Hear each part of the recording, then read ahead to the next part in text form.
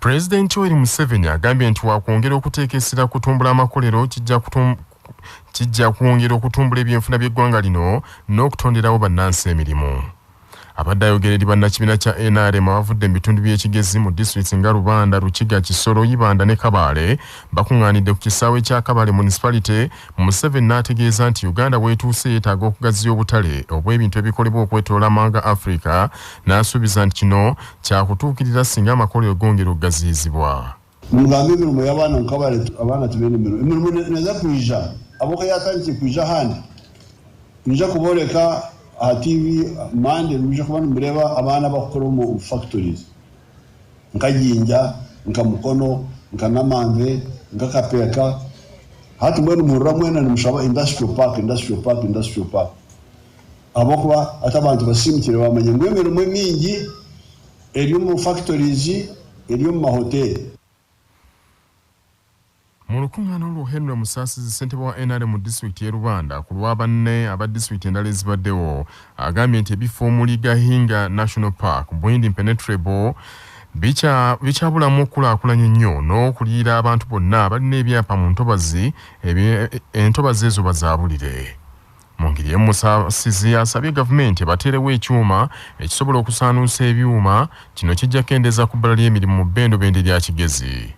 Minisita omubeezi w'ebyensimbi era avunaanyizibwa okuteekerateekera eggwanga David Bahati naye asinzidde mu lukuŋŋaana luno n'asaba gavumenti ekole ekisoboka okumalawo endeyo liita eziriwo wakati wa Uganda ne Rwanda, kijja kendeeza ku bunkenke n'ebyobusuubuzi ebizingamye ennyo. Uganda ne Rwanda boda eno etraffics naye tumanyi tuli bantu bamu, ate tuwagira President Museveni okulaba tituendinga issue eno peacefully. Alina support yaffe, tumusabira ate tumanyi nti abadde ku ntalo nnyingi nnyo na luno agenda kuluwangula. Waliwo iron was extracting nga tetunaba kuteekako ban. Kaakati tusabye President akkiriza abo aba extractinga nga tetunaba kuteekako ban to exporting and processing. Tumanyi nti wetlands zino zicontributinga 40% omulwendi yaffe. Omubaka omukyala akiikirira disitulikiti y'e Rukiga mu Parliament Caroline Kamusime yasabye President Museveni nti abayambe ayingire mu nkaayana z'ettaka okuli akatale, ng'agambye ettaka eryo lyatundibwa dda.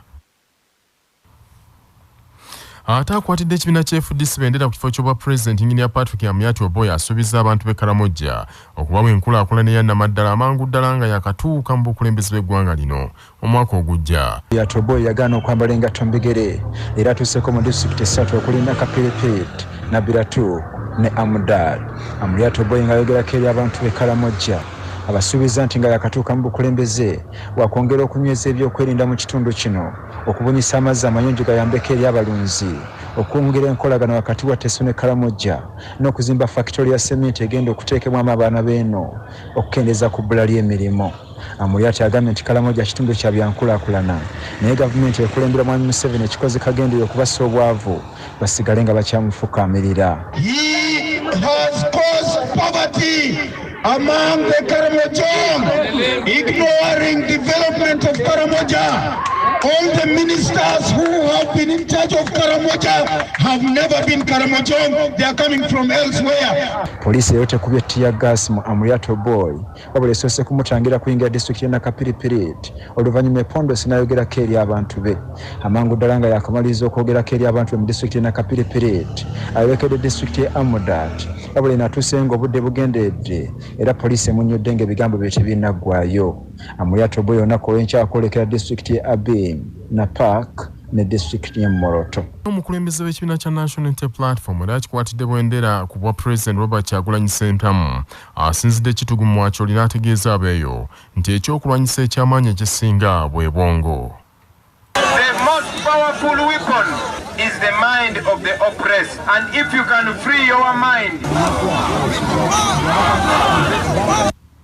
Bw'atyo Kyagulanyi Ssentamu ng'ayogera eri abawagizi be era bonna ng'abasinga basigadde bawaga nti baakumuyiira obululu.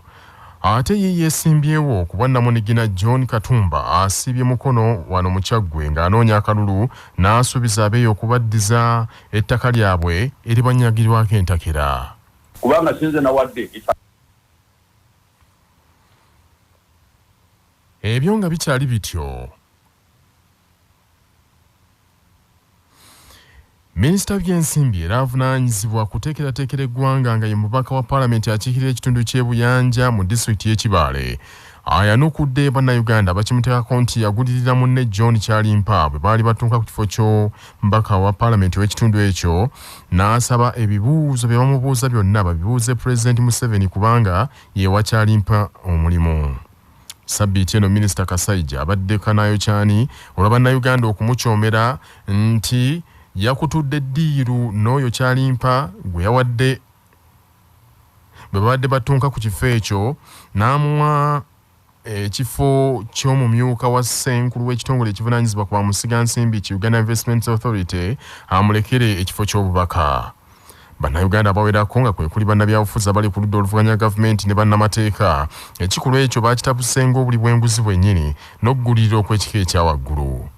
Oluvannyuma lwa John Kyalimpa okuweebwa ekifo yawandiikira akulira ebyokulonda mu disitulikiti y'e Kibaale ng'amutegeeza nti olwokaano yali aluvuddemu era bw'ati akulira ebyokulonda yalangiridde Minisita Kasaija ku buwanguzi ku kifo ekyo nga ye mubaka wa paalamenti w'ekifo ekyo naye nga tatuuyanye. Kaakano Matia Kasaija alabudde bannayuganda nti bamuggyeko olujeejeemo nti ebibuuzo bye bamubuuza bagende babibuuza omukulembeze eggwanga y'aba abyanukula. Kubanga sinze na wadde kati muboyagala bisinga bibuuze President. Katuukiro wa Busoga Dr. Joseph Mvawala ayambalidde abantu b'e Busoga olw'okusuula omuguluka ebiragiro ebyabawaayibwa okwetangira ekirwadde ki COVID-19 ekireetedde ekirwadde kino okwongera okusaasaana ennyo n'okutuga bannayuganda. Werutuukidde leero ng'ekirwadde ki COVID-19 kyongedde okutugumbula bannayuganda ng'abantu abakazuulwamu ekirwadde ekyo bali 2,206 mu 369 ate abaakafa bali 2,220. Katuukiro Muvawala bw'abadde ayogerako eri abatuuze b'ekivubuka mu ggombolola y'e Budondo mu kibuga Jinja awanjagidde Abasoga bongera okwekuuma endwadde eno eya COVID-19 kubanga etirimbudde nnyo bannayuganda abakulu n'abato. Muvawala agambye nti COVID waakusaanyaawo bassemugayaavu bonna abatakyafaayo okugoberera biragiro by'abasawo. Olina entangawuzi mugikozese abasobola okugula amakerenda ga bbeeyi $5 kale batasobola kugula amakerenda ye byonna byonna ebikuwa vitamin C ni wano wetuli twejja bulina eddwaliro limwe ery'eidinda n'erisinga obubi ennaku dino mu nsi yona yona eidinda mulina ebyuma bya oxygen 10 singa wano tulwala badasooka katuukiro waimwe bapaati mwe mufe abandi kuime ne transport ebatuuse Kampala erema kale mbeegayirire bannanga katuukiro waimwe mwekuuma obulwaire buno ino. Omumyuka wa ssente wa NRM wa disitulikiti y'Ejjinja Majiridi kusooka era nga yakolanga RDC Namayingo agambye nti wadde gavumenti efubye okukubiriza bannayuganda okwekuuma nga bambala obukookolo n'okunaaba mu ngalo naye kyannaku nti bangi tebakyefiirayo. Kubanga nti tibekakasa oba COVID aliyo ndowooza butebakibwine tuliziika abantu baife tuliziika mikwano gyaife tuliziika ab'enganda baife aye COVID ono iwe mwene olina okumwerinda ng'oyambala masiki ng'onaaba mu ngalo buli ssaawa kubanga tidaba kuba nti tulebe kuba ojobona nga kizibu ino okwewala okuba mu bantu. Abakulembeze b'abayizi mu yunivasite y'e Kyambogo ne Makerere beegayiridde ebitongole ebirwanisi by'eddembe ly'obuntu bannamateeka ebibiina by'obwannakyewa ne bannaddiini ne bannayuganda bonna okutwaliramu okuvaayo mu ddoboozi ery'omwanguka bavumirire ebikolwa ebityobola eddembe lya bannayuganda ebikyasa ensangi zino ate nga bikolebwa abo balina okukuuma bannayuganda.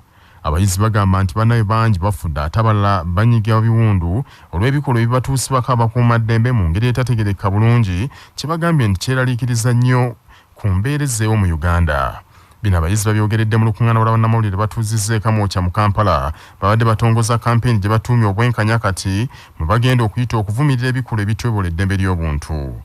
Bano bategeeza nti kano ke kaseera bannaddiini n'ebitongole ebirwanisi by'eddembe okuvaayo mu ddoboozi ery'omwanguka okutaasa bannayuganda. Tukubiriza bannayuganda bonna nga basitukiramu okuvumirira wakiri weetamwe ebikolwa by'abasajja abakwata mundu. Tukka kangula eddoboozi ogambe ekimala kimala tukooye okututta tukooye tukuba emiggo mu ngeri etali wayabuntu bulamu. So olwaleero tuzze okukubiriza bannayuganda bonna n'ebitongole ebirwanyirizi by'eddembe nti twetaaga okuvaayo okuyimirira n'abo abantu abatulugunyiziddwa. Abayizi bagamba nti ekiseera kituuse abasirikale abatyobola eddembe lya bannayuganda bakwatibweko n'omukono ogw'ekyuma bavunaanibwe ng'amateeka bwe galagira. Sebikolwa ebyo bwe tuyogera okubirabanga bwe biri tukkiriza namwe baganda baffe abali wano enkyate musobola otuukisibwako effujjo eryo naffe ffennyini tusobola otuukirwako effujjo eryo tuvumirirwa ebikolwa ebyo era nga tusaba babikomye. Abakulembeze b'abayizi balangiridde nti singa ebikolwa bino eby'okutulugunya bannayuganda naddala abayizi bannaabwe tebiikome baakuyita mu makubo gonna agalambikiddwa mu ssemateeka okwerwanako. Olwaleero ennaku z'omwezi 12 omwezi ogw'Ekkumi omuganda guyita Ntenvu omwaka 2020 bwe lwali bwe luti mu 2018 Pulezidenti Yoweri Museveni yasinzira mu nteeseganya ez'ebibiina ebirina omukago ogwa iPod ku Speak Resort e Munyonyo n'alangirira nti ajja kuva mu buyinza okutuusa ng'ensonga eziruma Abafirika zonna ziggusizza. Abuludde oluvuganya gavumenti bamwanjulira ensonga ezibaluma nga baagala wabeewo okukyusa obuyinza mu mirembe okunyweza enfuga ya demokrasi ow'ekimemete ebibiina by'obufuzi okuweebwa omwagaanya ne bamusaba atangaze ne ku bye yayogera nti ajja kubetenta ab'oludda oluvuganya alusaanyeewo. Mwai Museveni yabanenya okumala obudde mu busongasonga obutajjansa ne beerabira ensonga ez'omuzinzi gamba nga ogaggawaza bannayuganda nti okunyweza obutebenkevu n'okutunuulira ebiseera bya Afrika eby'omu maaso nti ze zimu ku nsonga ezijja okumukuumira mu by'obufuzi bw'anaaba akyalina amaanyi. Yabasuubiza okubalekera eddembe okuba enkuŋŋaana kavuna tebazikuba mu butale wabula we lutuukidde leero ng'enkuŋŋaana z'oludda oluvuganya na buli kati zikyasattululwa. Okuvumbula ebifa mu bwengula n'abaludde nga bayaayaana okumanya obulamu bwe bufaanana ng'osusse ebire n'okweyongerayo baatandise dda okwesunga anti ennyonyi eyawundiddwa ng'ekizungiriza egenda okulambuza omwana w'omuntu obwengula bagiggyeko engalo era olwaleero lwe batandise okugigezesa ng'erimu abantu. Kampuni y'ababifeekera Virgin Galactic ekulirwa omusajja yakola ssente ezitotoligana ng'obukolwa Sir Richard Branson yeekoze ennyonyi eno bwaguuga ejjudde tekinologiya yenna ow'omulembe. Ennyonyi eyo yakolebwa ng'ekizungirizi bagisimbudde olwaleero okuva mu New Mexico America bagenda gigezesa emirundi 3 olwaleero gwe mulundi ogusoose wabula ku mulundi ogunaasembayo nnyini kampuni kennyini Sir Richard Branson yagenda okugyesimbulira. Kampuni ya Virgin Galactic erangiridde ti ku ntandikwa y'omwaka ogujja lwe batandika okusaabaza abantu abaagala okulambula obwengula.